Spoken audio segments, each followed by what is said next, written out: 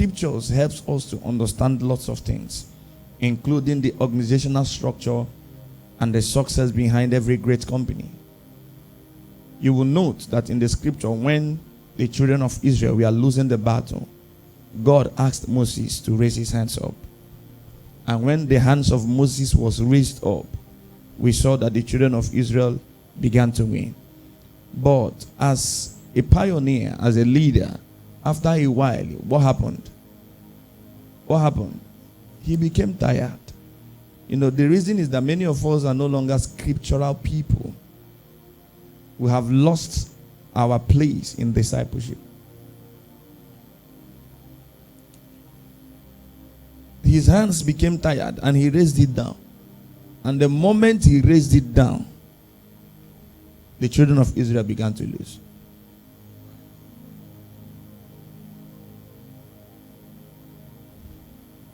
Then Aaron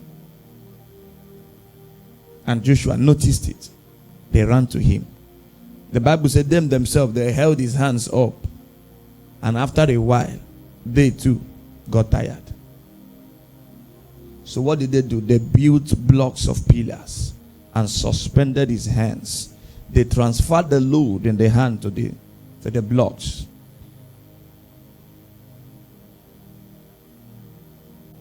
And the moment they did that, his hands were suspended. The children of Israel began to win the battle.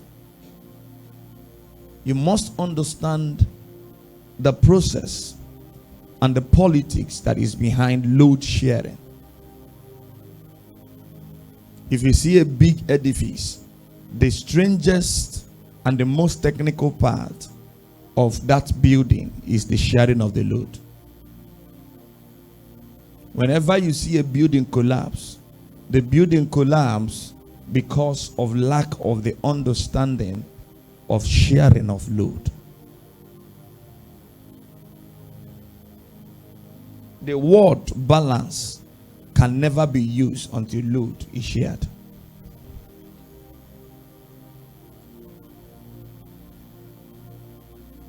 For example, from the first service, that was sharing of load. I cannot invade the service and say this is my ministry, and then I invade it and do anything I like. If there is any alteration from the normal procedure and process, then of necessity I would have to explain to you when I come on board. Maybe it's the prompting of the Spirit. Then I will have to explain to you in details why it is such. And you know that compromise is only understandable when there is a standard. So when you have a standard, then you can build a community. Lately, the Lord has been dealing with me and detailing with me on community building. And one of those things that make a community is not the name of your village. A community is not where you come from.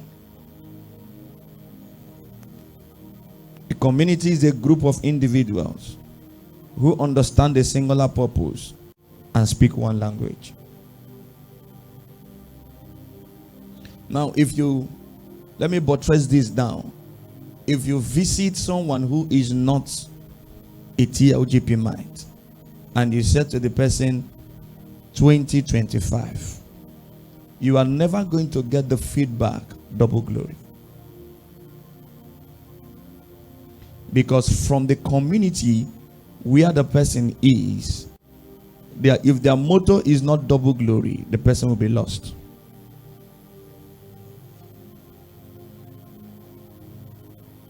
So when you meet a community, they have what unites them.